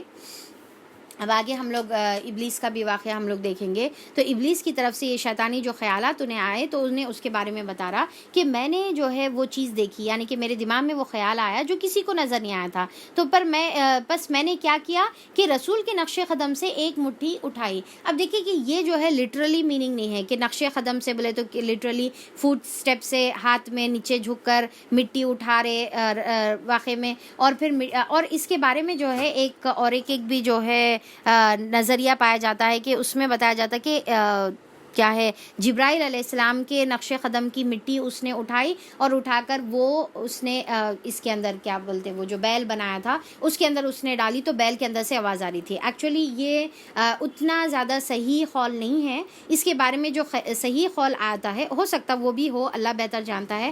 بہرحال یہاں پر جو صحیح قول ہمارے جو ہے یہاں پر جو کتاب میں ریفر کری ہوں اس میں یہ بتایا جا رہا ہے کہ بس اس نے رسول کے نقش قدم سے ایک مٹھی اٹھا لی کا مطلب یہ ہے کہ جو موسیٰ علیہ السلام کے جو تعلیمات تھے اس نے وہی تعلیمات کو لیا، ٹھیک ہے، اسی تعلیمات کو لے کر اس کو موڑ توڑ کر دوسرا اس کا جو ہے مطلب نکال کر وہ لے کر آیا اور اس کو لوگوں کے دماغوں میں ڈالا اور بتایا کہ دیکھو ایکچولی نا اس کا مطلب یہ نہیں بلکہ یہ ہے، اور موسیٰ علیہ السلام یہی بتانا چاہ رہے تھے پر یہ انہوں نہیں بتایا، ان کا یہی مطلب تھا. تو اس طریقے سے اس نے اپنے مطلب سے وہ موسیٰ علیہ السلام کی تعلیمات کو معنی پہنایا. اور دوسرے معنی اس کے اندر یہ بھی آتا ہے کہ اس نے موسیٰ علیہ السلام کی تعلیمات کو لیا اور وہ موسیٰ علیہ السلام کی تعلیمات کو پھینک دیا اور دوسرے اپنی مرضی سے جو ہے نئی چیزیں لے کر آیا اور لے کر آ کر لوگوں کو سکھایا اور لوگوں کو گمراہ کیا. تو اب یہاں پر دیکھیے کہ اسی طریقے سے ہوتا ہے کہ اب سوچنے کی بات یہ ہے نا کہ وہ سامری جو تھا اپنی مرضی سے کہانی بھی بنایا، موسیٰ علیہ السلام کی جو ہے باتوں کو چینج بھی کیا یا ان کی باتوں کو پھینک کر اپنی مرضی سے کہانی بنایا. پر افسوس کی بات یہ ہے نا کہ لوگ اس کی بات کو کیسا مانیں. رائٹ. ہمارے ذہن میں یہ خیال آئیں گا نا کہ اتنے سارے لوگ اپنی آنکھوں سے اتنی نشانیاں دیکھے ہوئے ہیں, پھر اس کی بات کے اوپر یقین کیسا کرے, مانے کیسا. تو یہاں پر یہی افسوس کی بات ہے کہ جب جو ہے ہم یعنی کہ ان لوگوں کے پاس جب حالانکہ موسیٰ علیہ السلام کی تعلیمات ہے, پر لوگ کیا کرتے ہیں, حق کو چھوڑتے ہیں اور باطل کو زیادہ جلدی قبول کرتے ہیں. حق ہوتا ہے, ایسا نہیں کہ حق نہیں ہوتا, موسیٰ علیہ السلام کی تعلیمات موجود ہے, اور موسیٰ علیہ السلام کی تعلیمات تو چھوڑیے, ہارون علیہ السلام جو نبی ہے ان کے اندر موجود ہے, پھر بھی ان کی بات نہیں سنے. اور سامری کی بات بڑی اٹریکٹیو لگی, تو دیکھیں کہ جب باطل بہت زیادہ اٹریکٹیو نظر آتا ہے, فیبریکیٹڈ چیزیں بہت زیادہ اٹریکٹیو نظر آتے ہیں. اب آج کل بھی دیکھیں کہ صحیح حدیث موجود ہے, صحیح قرآن کی تعلیمات موجود ہے, پر ہم دیکھیں گے کہ ہمارے امت میں 80% لوگ جو ہے فیبریکیٹڈ حدیثوں کے پیچھے جو ہے پڑے ہوئے ہیں, کیونکہ وہ بڑی اٹریکٹیو نظر آ رہی, یہ کر لو تو یہ ہو جاتا, وہ کر لو تو وہ ہو جاتا, تو یہ زیادہ اٹریکٹیو نظر آتی نا. اگر کسی کو یہ کہیں کہ بھائی جیسا میں اکثر اگزامپل دیتی ہوں نا, سورہ سجدہ کا اگزامپل دیتی ہوں کہ سورہ سجدہ پڑھو, کب پڑھو بھائی, آپ صلی اللہ علیہ وسلم کی سنت ہے کہ آپ سونے سے پہلے سورہ سجدہ پڑھتے تھے, ٹھیک ہے, سورہ ملک کے ساتھ سورہ سجدہ بھی پڑھتے تھے. تو پھر یہاں پر جب بتایا جاتا کہ سورہ سجدہ پڑھو تو پوچھتے ہیں کہ کیا فضیلت ہے بھائی, اس کی کیا فضیلت ہے, تو نہیں, یہ فضیلت ہی یہ ہے کہ آپ صلی اللہ علیہ وسلم پڑھتے تھے اور یہ سنت ہے, یہی اس کی فضیلت ہے. تو اچھا, تو پھر اس کو جو ہے وہ زیادہ کیا ہوتی, دل کے اندر جو ہے نہیں سماتی. پر اس کے علاوہ اگر کوئی بول دے کہ بھائی آپ کو یہ چیز اتنے بار پڑھنے کا ہے, اور جو ہے اس کے بعد اگر آپ یہ پڑھیں گے تو پھر آپ کو 10 لاکھ نیکیوں کا اجر ملتا, ٹھیک ہے, 10 لاکھ نیکیوں کا اجر ملتا. اور پھر کیا ہوتا کہ اللہ تعالیٰ آپ کی حفاظت کرتے, پھر اور کیا ہوتا, آپ کے مال میں رزق میں برکت جو ہے اللہ تعالیٰ عطا کر دیتے ہیں, اور پھر کیا ہوتا کہ آپ کی تمام مصیبتیں دور ہو جاتی, اور کیا ہوتا, آپ کی دعائیں قبول ہوتی. اگر کوئی یہ بات بتا دے تو پھر اب آپ دیکھیے کہ پوری دنیا اس کے پیچھے بھاگنا شروع ہو جاتی, ٹھیک ہے. جیسا ہمارے پاس آتے نا فارورڈڈ میسیجز آتے, یہ کر لو وہ ہو جاتا, وہ کر لو یہ ہو جاتا, فلاں ان کے خواب میں دیکھے, ان خواب میں آ کے یہ بتائے, تو یہ بیکار کی جو ہے چیزیں جو چلتے رہتے. تو اب آپ دیکھیں کہ لوگ اس کو مانتے بھی ہیں, پھر اس کو پتہ نہیں کیسے فارورڈ بھی کرتے ہیں, اور لوگ اس کے اوپر عمل بھی کرتے ہیں. اللہ اکبر. تو یعنی کہ انسان کیا ہوتا ہے کہ ایسی چیزوں سے زیادہ اٹریکٹ ہوتا ہے جبکہ حق موجود ہوتا ہے, جبکہ حق آ چکا ہوتا ہے. تو اب وہ زمانے میں نبی کی موجودگی میں یہ تمام لوگ جو ہے کیا کرے, بچڑے کی پوجا کرنا شروع کر دیے. اب اس سے پہلے ہم لوگ پڑھے تھے نا کہ ان میں بھی جو ہے 3 ڈویژنز ہو گئے تھے. ایک ڈویژن بچڑے کی پوجا کرتا تھا, ایک ڈویژن نہیں کرتا تھا, ہارون علیہ السلام کا ساتھ دیتا تھا اور لوگوں کو روکتا تھا, اور تیسرا گروپ کیا ہے کہ نہ روکتا تھا, نہ خود جو ہے شرک بھی نہیں کرتا تھا, پر روکتا بھی نہیں تھا. خیر وہ ہم لوگ آلریڈی دیکھے ہوئے ہیں. تو اب یہاں پر جو میجورٹی آف گروپ ان کا جو بچڑے کی پوجا کر رہا تھا, تو اب آپ سوچ کے دیکھیں کہ آج بھی اسی طریقے سے شرک ہمارے ماحول میں پایا جاتا, اور ہم تعجب کرتے ہیں کہ ایسا کیسا قرآن ہے, صحیح حدیثیں سب ہے, پھر لوگ کئی کو غلط کر رہے ہیں. ایسے ہی کرتے دیکھیں لوگ غلط, کہ لوگ کیا ہے غلط عقائد پہ زیادہ اٹریکٹ ہوتے ہیں اور صحیح عقیدے کو چھوڑ دیتے ہیں. اور آج ہمارے زمانے میں بھی کئی ایسے سامری موجود ہے جو اسلام کے نقشے کو توڑ موڑ کے الگ الگ جو ہے چیزیں کر کے عقیدے کا پورا بگاڑ جو ہے پیدا کر دے رہے, اور پھر جو ہے لوگوں کو الگ الگ وجوہات دیتے ہیں. اب انہیں کیا وجہ دیا کہ دیکھو تم جو ہے کانسنٹریٹ کر سکتے نا, تو تم سامنے جو ہے یہ بچڑے کو رکھ لو, تم لہٰذا تم اچھے سے کانسنٹریٹ کرتے اور اچھے سے اللہ کی عبادت کر سکتے. تو ہم بھی کنسنٹریشن کے لیے دیکھیں کہ جیسا ہم بھی نماز پڑھتے ہیں, دعائیں کرتے ہیں, تو ہمارے آگے اللہ تعالیٰ, ہم تصور کرتے ہیں بس اللہ تعالیٰ کو, ہمارے آگے کوئی چیز نہیں ہوتی ہے, ٹھیک ہے.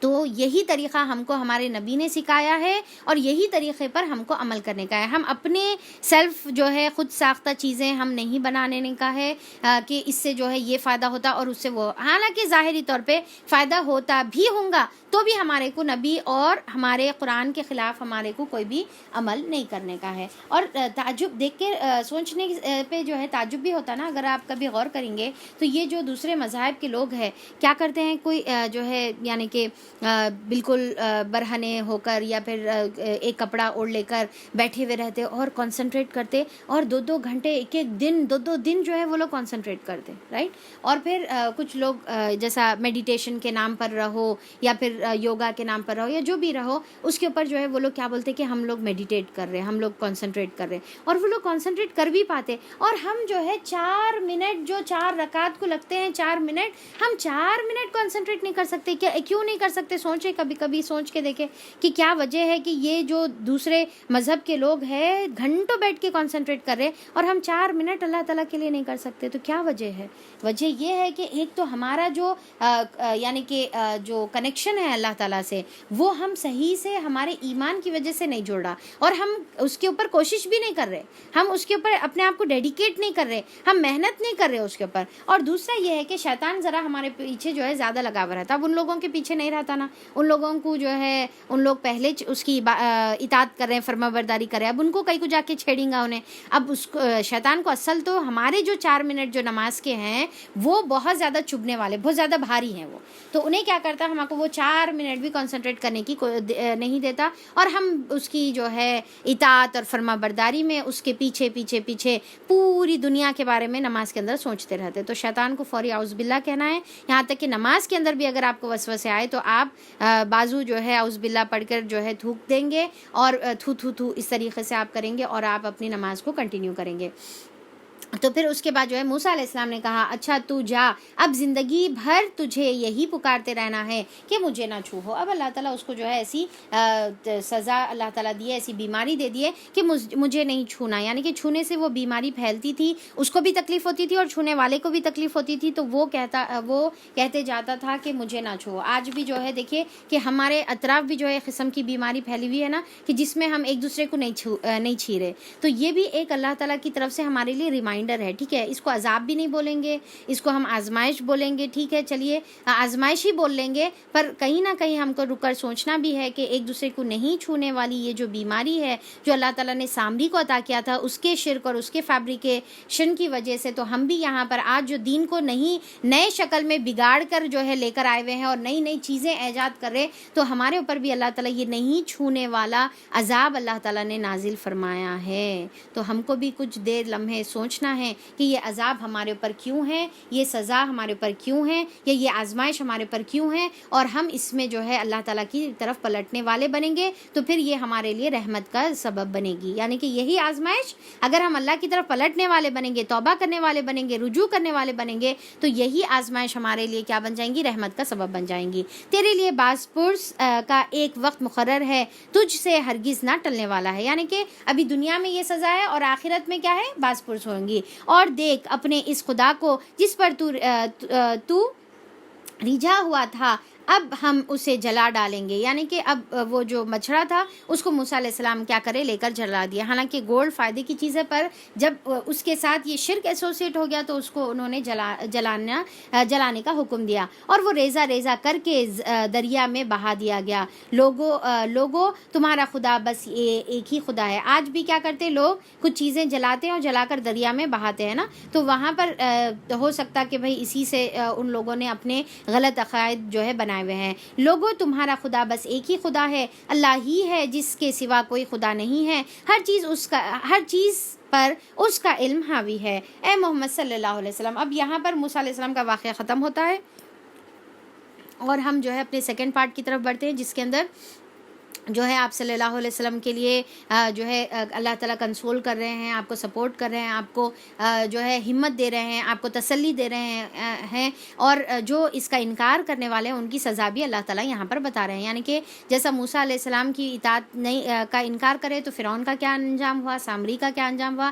اب آپ صلی اللہ علیہ وسلم کی بھی اطاعت کا انکار کریں گے, چاہے وہ زمانے کے مشرکین مکہ رہو یا اب ہم رہو. ٹھیک ہے, اب ہم رہو, تو اگر ہم انکار کریں گے, اگر ہم آپ کی تعلیمات کو نہیں فالو کریں گے, تو پھر ہمارا بھی خدا نہ خواستہ اللہ کی غضب ان کے اوپر ٹوٹ پڑے گا. تو اللہ تعالیٰ یہاں پر کچھ قیامت کا منظر کا نقشہ یہاں پر اللہ تعالیٰ کھینچ رہے ہیں. اس طرح ہم پچھلے گزرے ہوئے حالات کی خبریں تم کو سناتے ہیں, اور ہم نے خاص اپنے ہاں سے تم کو ایک ذکر یعنی کہ درس نصیحت عطا کیا ہے. ذکر کیا ہے اللہ تعالیٰ کی طرف سے, قرآن اللہ تعالیٰ کی طرف سے جو ہے ذکر ہے, جو اللہ تعالیٰ نے کس کو عطا کیا تھا, محمد صلی اللہ علیہ وسلم, اور ان کے ذریعے سے ہم کو. تو جو کوئی اس سے منہ موڑے گا, کس سے منہ موڑے گا؟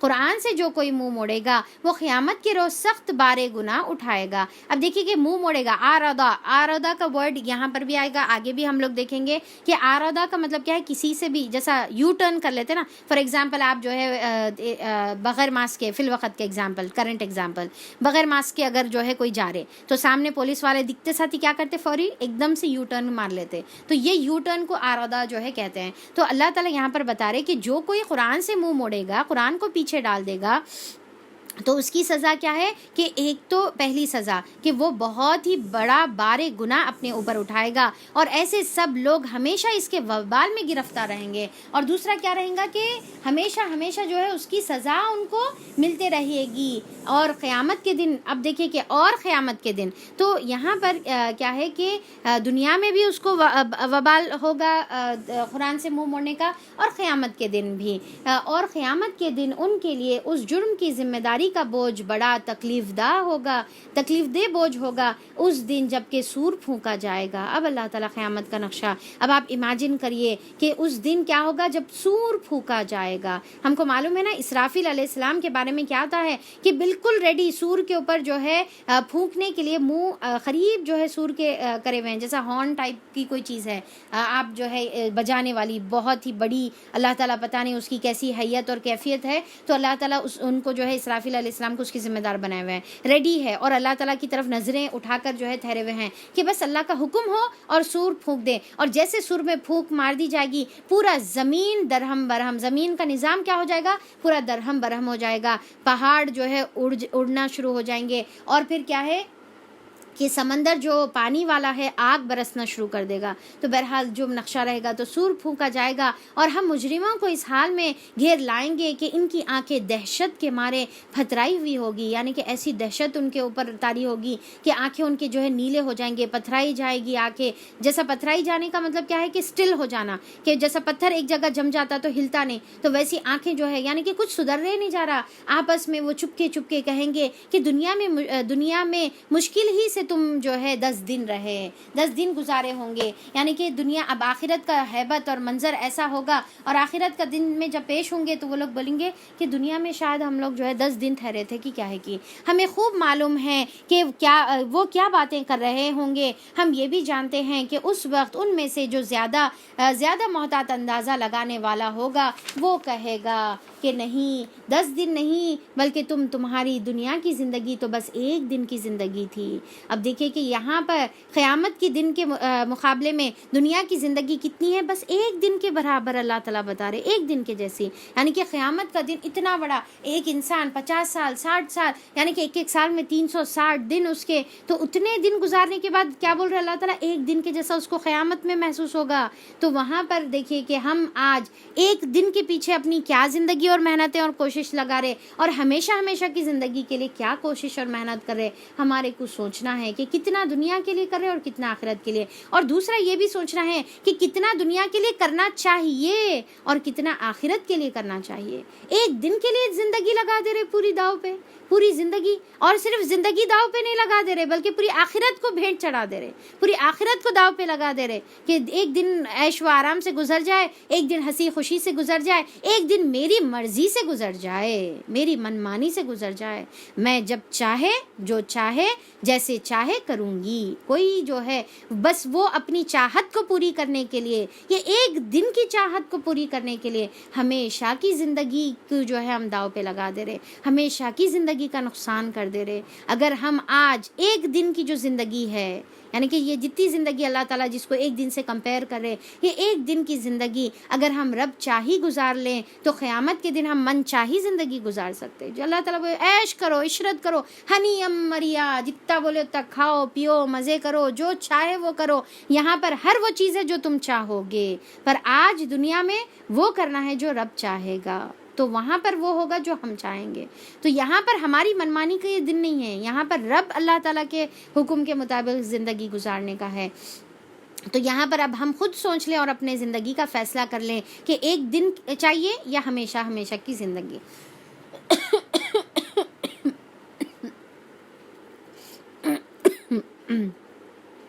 یہ لوگ لوگ تم سے پوچھتے ہیں کہ آخر اس دن یہ پہاڑ کہاں چلے جائیں گے، یعنی کہ اتنے بڑے بڑے ہیوج پہاڑ.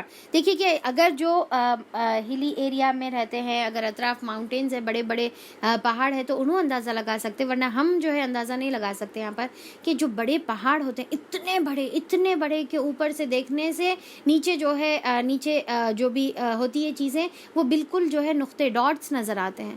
تو وہ پوچھتے ہیں کہ یہ بڑے بڑے پہاڑ کہاں جائیں گے. کہو میرا رب ان کو دھول بنا کر رکھ دے گا، ان کو دھول بنا کر اڑا دے گا، اور زمین کو ایسا ہموار چٹیل میدان بنا دے گا کہ اس میں کوئی بل اور سلوٹ تم نہیں دیکھو گے. صاف جیسا میدے کی روٹی ہوتی ہے نا، پلین گول جو میدے کی روٹی، تو ویسا اللہ تعالیٰ اس روز سب لوگ منادی کے پکار پر سیدھے چلے آئیں گے. یعنی کہ ایک آواز ہوگی، ایک جھٹکا ہوگا، ایک پکار ہوگی، اور تمام مردے زمین سے جو ہے ایسے نکلنا شروع ہوں گے اور آواز کی طرف جو ہے پورے بڑھتے چلے جائیں گے. کوئی یعنی کہ کوئی ایک سیکنڈ کے لیے بھی جو ہے پیچھے نہیں رہے گا، اور کوئی ذرا اکڑ نہ دکھا سکے گا، اور آواز رحمان کے آگے دب جائے گی. پھر سے رحمان کا ورڈ آ گیا. قرآن یہ سورہ شروع ہو رہا رحمان کے ورڈ سے، ٹھیک ہے، اور مسلسل رحمان کی تکرار ہم دیکھیں گے. تو پھر کیا بتا رہے اللہ تعالیٰ یہاں پر جو ہے کوئی آواز نہیں سنائی آئے گی، کوئی آوازیں وہاں پر نہیں رہے گی. رحمان کے آگے تمام آوازیں کیا ہو جائے گی؟ دب جائے گی، مگر صرف ایک سرسراہٹ. کیا بتایا جا رہا؟ فلا تسمعوا الا ہمسا، کہ کیا؟ فلا تسمعوا، وہاں پر کچھ نہیں سنیں گے، بس کیا سنیں گے؟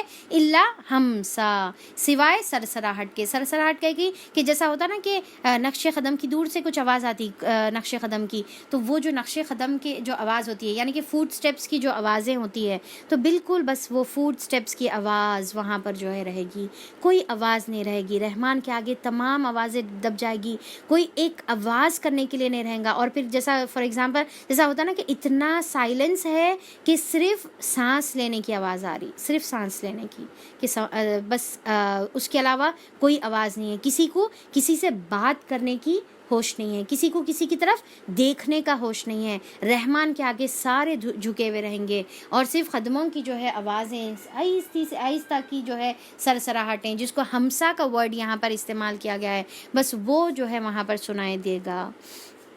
اس روز شفاعت کار گزر نہ ہوگی، یعنی کہ کسی کی سفارش وہاں پر کام نہ آئے گی، الا یہ کہ کسی کو رحمان اس کی اجازت دے دے، اس کی بات وہ پھر جس کی بات وہ سننا پسند کرے، یعنی کہ جس کو رحمان سننا پسند کرے اور ان کو اجازت دے تو پھر اللہ انہوں سفارش کر سکیں گے. وہ لوگوں کا اگلا پچھلا سب حال جانتا ہے، اور دوسروں کو اس کا پورا علم نہیں ہے. تو اللہ تعالیٰ یہاں پر بتا رہے کہ جیسا سملر آیت الکرسی میں بھی ہم دیکھتے نا کہ وہ جانتا ہے جو کچھ آگے اور جو کچھ پیچھے ہے. یعلم ما بین ایدیہم وما خلفہم ولا یحیطون بہ علما، یہاں پر آیت نمبر 110 میں دیا گیا ہے. لوگوں کے سر اس حیو اور قیوم کے آگے جھک جائیں گے.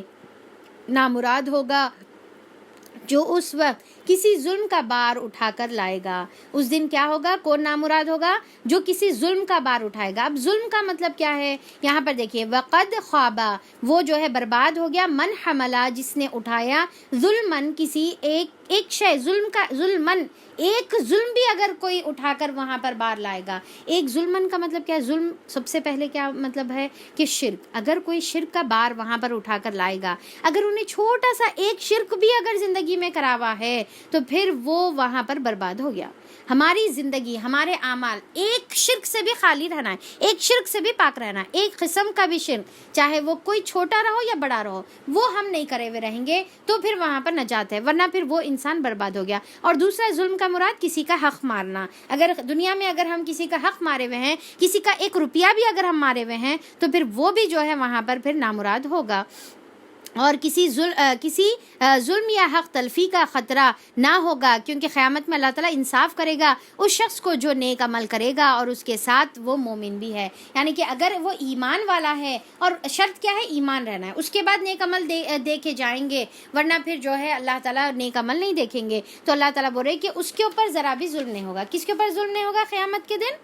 جو ایمان لے کر آئے اور جو نیک عمل کرے، اور جو ظلم لے کر آئے پھر وہ کیا ہوگا؟ برباد ہو جائے گا۔ اور اے محمد صلی اللہ علیہ وسلم، اسی طرح ہم نے اسے قرآن نے عربی بنا کر نازل کیا ہے، اور اس میں طرح طرح سے تنبیہات کی ہیں کہ شاید کہ یہ لوگ کجروی سے بچیں یا ان میں سے کچھ ہوش کے آثار ان کے بدولت پیدا ہو۔ تو اللہ تعالیٰ بولے کہ بار بار ہم قرآن کو الگ الگ اینگل سے پھیر پھیر کر بتا رہے ہیں۔ یہاں پر ورڈ کیا آ رہا ہے استعمال؟ وَصَرَّفْنَا، کہ ہم الگ الگ اینگل سے بار بار، جیسا ٹیچر بولتے ہیں، امی بولتے کہ کتنے بار بتائی میں بیٹے، الگ طریقے سے، ہر طریقے سے سمجھے نا، آپ میری بات نہیں سنیں۔ تو اللہ تعالیٰ یہاں پر وہی بتا رہے کہ طرح طرح سے تمہارے کو جو ہے سمجھائے پر تم جو ہے مان کر نہیں دیے۔ اور یہی وجہ ہے کہ قرآن میں چیزیں جو ہے ریپیٹ ہے، کیوں؟ کیونکہ اللہ تعالیٰ بار بار ہر طریقے سے سمجھا رہے۔ بس بالا و برتر ہے اللہ تعالیٰ بادشاہ حقیقی۔ اور دیکھو قرآن پڑھنے میں جلدی نہ کیا کرو، کیونکہ جلدی پھر یہاں پر کیا بتا رہا ہے؟ جلدی پسندیدہ نہیں ہے۔ اب اللہ تعالیٰ بتا رہے اے نبی کریم صلی اللہ، اب یہ مخاطب کس کو ہے؟ نبی کریم صلی اللہ علیہ وسلم کو،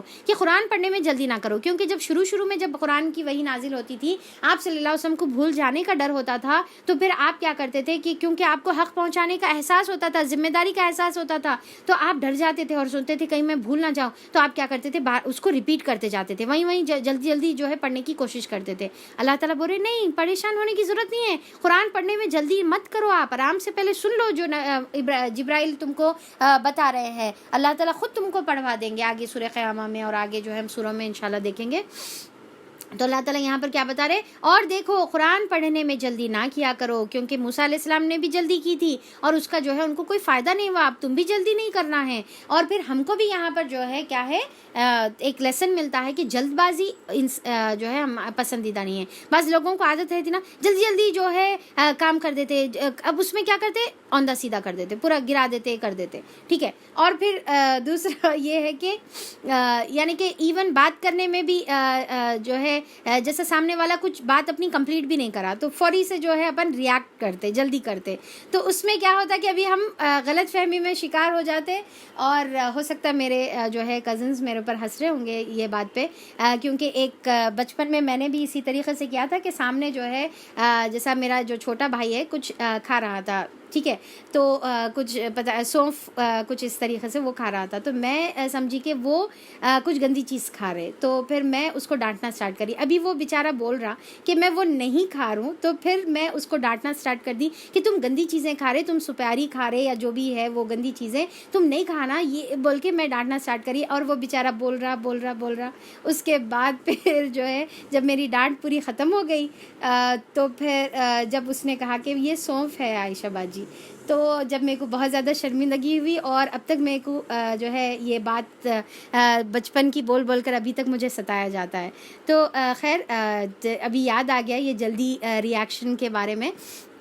تو ہم کیا ہے کہ سامنے والے کی بات سکون سے سنیں، ریاکٹ نہ کریں۔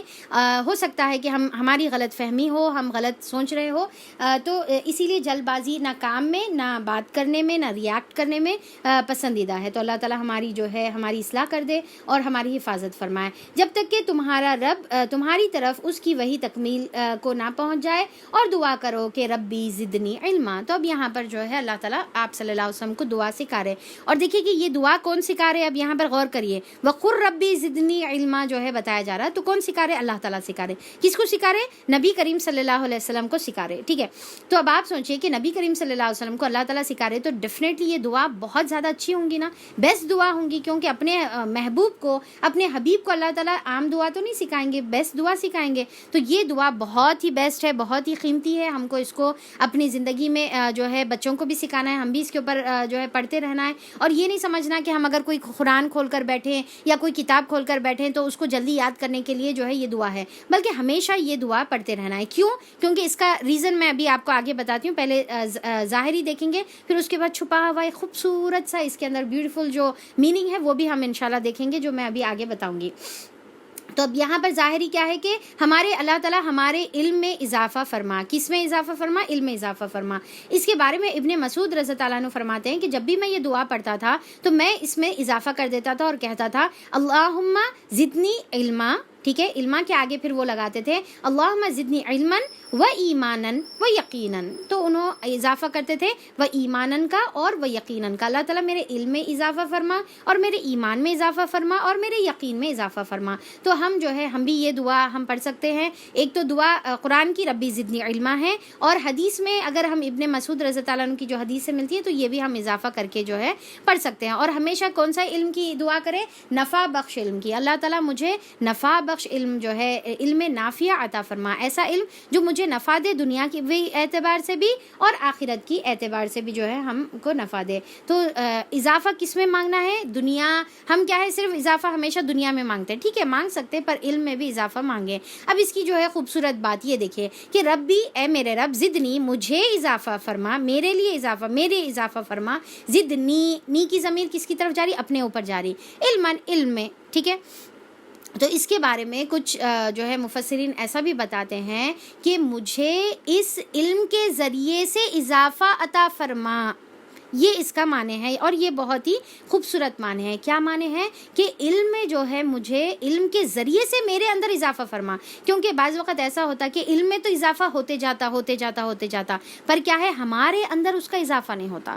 ہمارے اندر کا مطلب کیا ہے؟ ہمارے اعمال میں، ہمارے اخلاق میں، ہمارے ایمان میں، ہمارے جو ہے عبادتوں میں، اس میں اضافہ نہیں ہوتا۔ بکس تو بھرتے چلے جاتی۔ اب جیسا دیکھیے کہ ہم جو ہے 16 پارے کمپلیٹ کر لیے، ٹھیک ہے، 16 پارے ہمارے ہو گئے۔ اب یہ 16 پارے میں بکس تو بھر گئے، نوٹس تو بھر گئے، اور پھر جو ہے خوب علم بھی ہو سکتا آ گیا، علم تو مل گیا، پر وہ علم میں ہمارے اندر کیا اضافہ دیا وہ علم، وہ بھی ہم کو دیکھنے کا ہے۔ تو ہم یہاں پر جب دعا کریں تو دونوں بھی دعا کریں، اللہ تعالیٰ مجھے علم میں اضافہ عطا فرما، اور یہ علم کے ذریعے سے میرے اعمال میں اضافہ عطا فرما، میرے اندر اضافہ عطا فرما۔ اندر کا مطلب کیا ہے؟ ایمان میں اور اعمال میں، اور پھر جو ہے عبادتوں میں، اور پھر اخلاق میں، یہ تمام چیزیں۔ تو یہ اتنی خوبصورت بات ہے۔ تو آپ صلی اللہ علیہ وسلم کو اللہ تعالیٰ یہ دعا سکھائے کہ علم کی اضافہ اور اپنے اندر بھی اضافہ۔ تو ہم بھی یہ دعا کریں، صرف پڑھتے وقت نہیں بلکہ ہمیشہ بھی، کہ اللہ تعالیٰ جتنا بھی علم میرے پاس ہے اس کے ذریعے سے مجھے میرے جو ہے اعمال میں اضافہ عطا فرما۔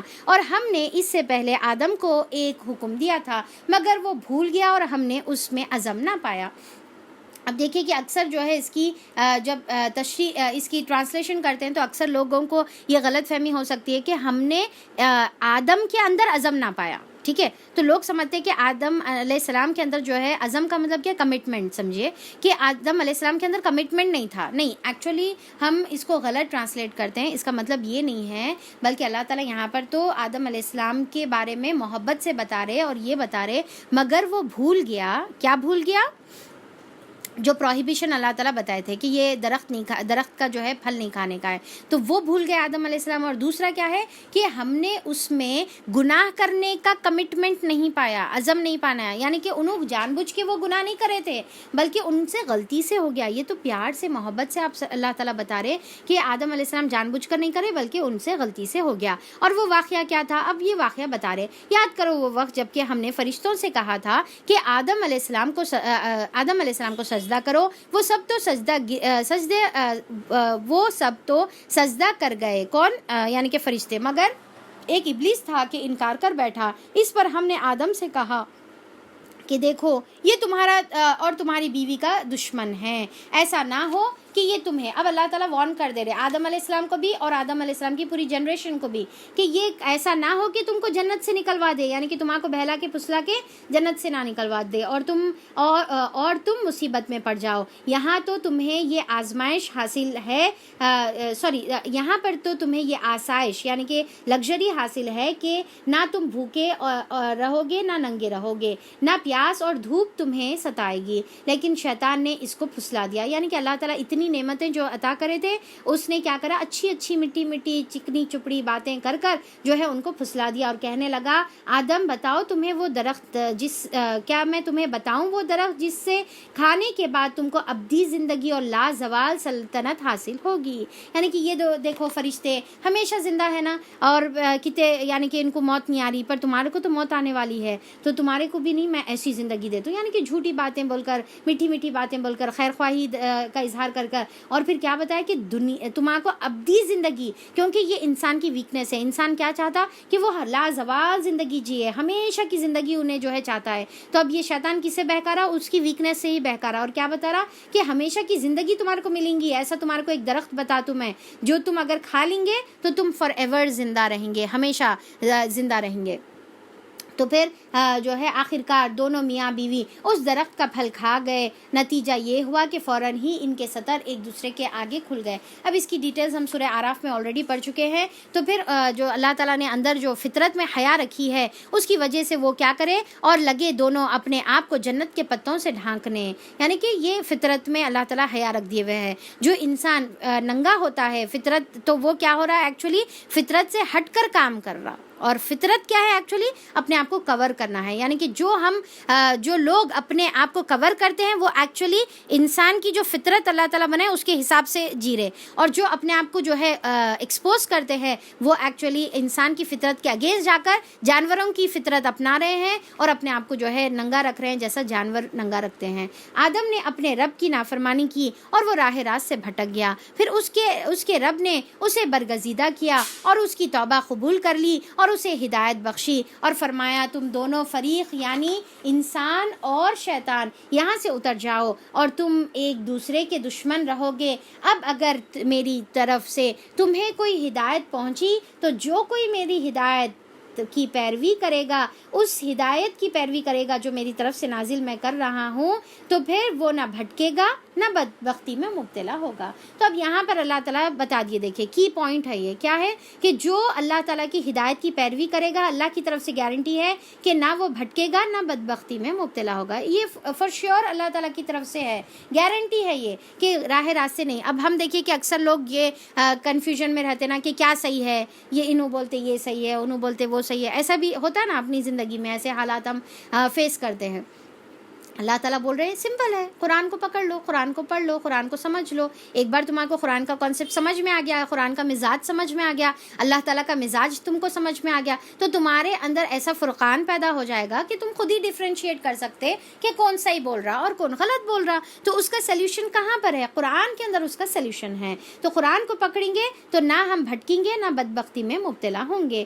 تو بھٹکنے سے بچنے کی ایک ہی سبیل ہے، ایک ہی راستہ ہے، اور وہ ہے قرآن. اور جو میرے ذکر اور اس در سے نصیحت سے منہ موڑ گیا تو اس کے لیے دنیا میں تنگ زندگی ہوگی. اب یہاں پر دیکھیں کہ یہ جو آیت نمبر 124 ہے، میں سمجھتی ہوں کہ بھائی میرے نزدیک، ٹھیک ہے، میرا پرسنل میں بتا رہی ہوں کہ ایک تو بہت ہی خوبصورت آیت ہے، اور دوسرا یہ ہے کہ یہ آیت پورے سورہ طٰہٰ کی سب سے، یعنی کہ ایک اگر آیت سورہ طٰہٰ کی سورہ طٰہٰ کا نام لیتے ساتھی اگر ایک آیت اگر ہمارے ذہن میں آنا چاہیے تو وہ یہ والی آیت ہے. وہ یہ کیا ہے کہ اللہ تعالیٰ بتا رہے، اور جو میرے ذکر سے یعنی کہ قرآن سے یہ درس نصیحت سے منہ موڑ گیا تو اللہ تعالیٰ بول رہے فَإِنَّ لَهُ مَعِيشَةً ضَنْكًا، کہ اس کے لیے کیا ہے کہ اس کے لیے دنیا کی زندگی اللہ تعالیٰ کیا کر دیتے ہیں؟ تنگ کر دیتے ہیں.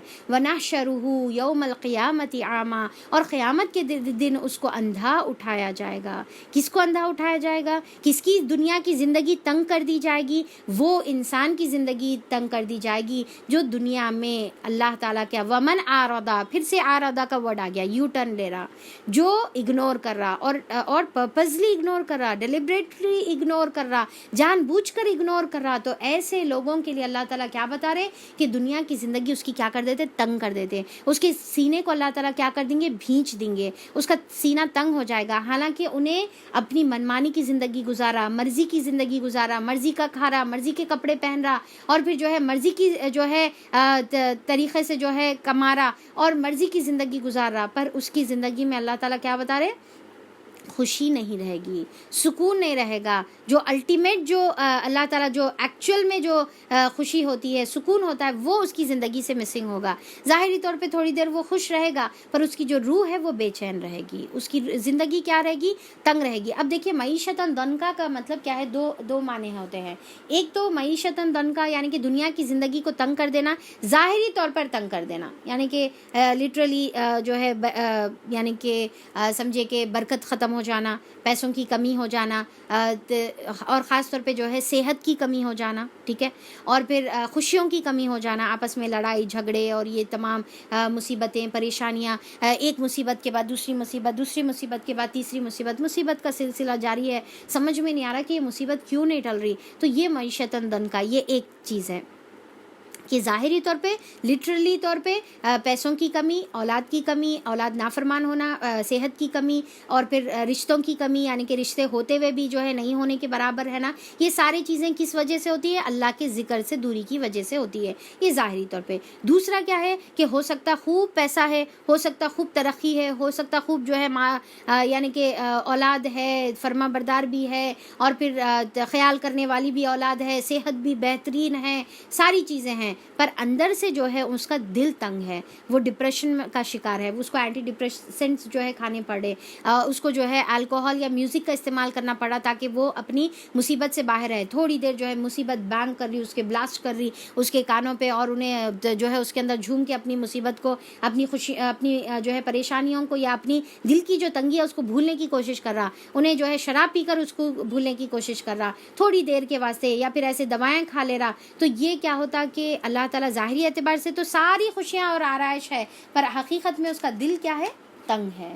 دل کے اندر اس کی خوشی نہیں ہے، دل کے اندر بے چینی ہے. اور آپ یہ چیزیں دیکھیے، آپ بڑے بڑے جتنے بھی جو ہے سیلیبریٹیز ہے یا بڑے امیر زادے جو ہوتے ہیں، تو ظاہری طور پہ نظر آتے ہیں بڑے خوش، پر اندر سے وہ لوگ جو ہے ٹوٹے ہوئے ہوتے ہیں. اندر سے کئی لوگ دیکھیں آپ کے یعنی کہ سیوسائڈ کر لیتے، اور پھر ایسے گولیاں کھاتے، اور پھر اپنے آپ کو بھلانے کے لیے ایسے ایسے الگ الگ جگہوں پہ جو ہے چلے جاتے، اور پھر چاہتے کہ بھئی کبھی ان کو کہیں چھٹیوں میں ہالیڈیز پہ گھومنے جانے کی ضرورت پڑتی، کبھی ان کو ناچ گانے کی ضرورت پڑتی، کبھی ان کو شراب کی ضرورت پڑتی، کبھی ان کو چینج کی ضرورت پڑتی. اور جو انسان جو ہے دین میں رہتا ہے، اللہ تعالیٰ کی قرآن کے اندر رہتا ہے، عبادتوں میں رہتا ہے، اس کا دل اتنا سکون میں رہتا ہے، اور اس کے اندر کوئی بے چینی نہیں رہتی کہ اس کو کوئی جو ہے ایسے چینج کی ضرورت نہیں پڑتی ہے، اور پھر اس کو کوئی جو ہے دل کے اندر تنگی نہیں ہوتی. ہاں خوشی کے لیے کر لے تو کوئی مسئلہ نہیں ہے، پر اس کا دل تنگ نہیں رہتا، اس کا دل بے چین نہیں رہتا.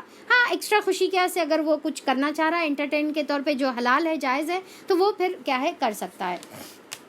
پھر اللہ تعالیٰ یہاں پر جو ہے فرما رہے ہیں کہ اللہ تعالیٰ وہ کہے گا کہ پروردگار دنیا میں تو نے تو مجھے آنکھوں والا بنایا تھا، یہاں مجھے اندھا کیوں اٹھایا ہے؟ اللہ تعالیٰ فرمائے گا ہاں اسی طرح تو ہماری آیت کو جب کہ وہ تیرے پاس آئی ہے تو نے بھلا دیا، تو اسی طرح آج ہم نے بھی تمہیں بھلا دیا ہے. اس طرح ہم حد سے گزرنے والے اور اپنے رب کی آیت کو نہ ماننے والوں کو دنیا میں بدلا دیتے ہیں، اور آخرت کا عذاب زیادہ سخت ہے اور زیادہ دیر پا ہے، یعنی کہ ہمیشہ رہنے والا ہے. تو یہاں پر ہم لوگ ختم کریں گے، کیونکہ یہ جو آیتیں ہیں، آیت نمبر 123، 124، 25 اور 126، یہ تمام آیتیں بہت ہی اہم اور ضروری ہے ہمارے ڈے ٹو ڈے لائف کے اعتبار سے. تو کچھ جو ہے آیتیں بچتی ہیں، انشاءاللہ ہم لوگ وہ کمپلیٹ کر کے کل سورہ انبیاء انشاءاللہ سٹارٹ کریں گے. تو اللہ تعالیٰ سے دعا ہے کہ اللہ تعالیٰ جتنی بھی باتیں ہم نے یہاں پر سنی ہے اس کے اوپر عمل کی توفیق عطا فرما دے. اللہ تعالیٰ ہمیں جو ہے معیشت دنکا سے اللہ تعالیٰ ہماری حفاظت فرمائے. اللہ تعالیٰ ہماری دنیا میں بھی اللہ تعالیٰ ہم کو بھلائی عطا فرمائے، آخرت کے اعتبار سے بھی اللہ تعالیٰ ہم کو کامیاب کر دے. اور اللہ تعالیٰ وہ آخرت کا دن جہاں پر کسی کو آواز کرنے کی جو ہے جرت نہ ہوگی، جہاں پر صرف ہمس کے علاوہ کوئی چیز سنائی نہیں دے گی، اللہ تعالیٰ وہ وقت پہ اللہ تعالیٰ تو ہمارے کو ثابت قدم رکھ، تو ہمارے قدم جما دے، ہم کو عرش کا سایہ نصیب فرما، اس دن ہم سے راضی ہو جا، اس دن نبی کریم صلی اللہ علیہ وسلم کی سفارش ہمارے حق میں اللہ تعالیٰ تو ثابت کر دے اور اس کو قبول فرما لے.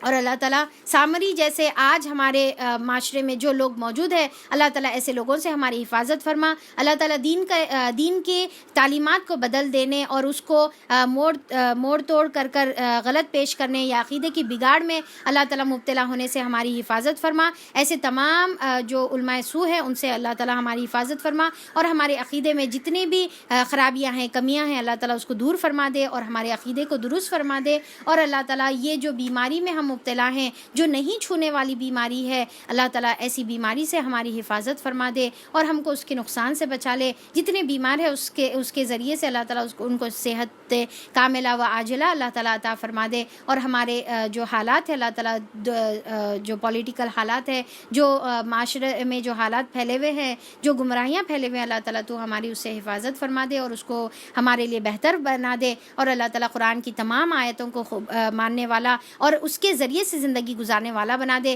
قرآن کی ہدایتوں کے اوپر عمل کرنے والا بنا دے، تاکہ ہم جو ہے گمراہی سے بچ جائیں اللہ تعالیٰ، تاکہ ہم بدبختی سے بچ جائیں، اور تاکہ ہم قیامت دنیا کی جو ہے معیشتاً دنکا سے بچ جائیں۔ آمین ثم آمین، وآخر دعوانا ان الحمد للہ رب العالمین، سبحان ربک رب العزت عما یصفون، وسلام علی المرسلین، والحمد للہ رب العالمین، وصلی اللہ علی نبینا محمد وآلہ وصحبہ اجمعین برحمتک یا ارحم الراحمین۔ السلام علیکم ورحمۃ اللہ وبرکاتہ۔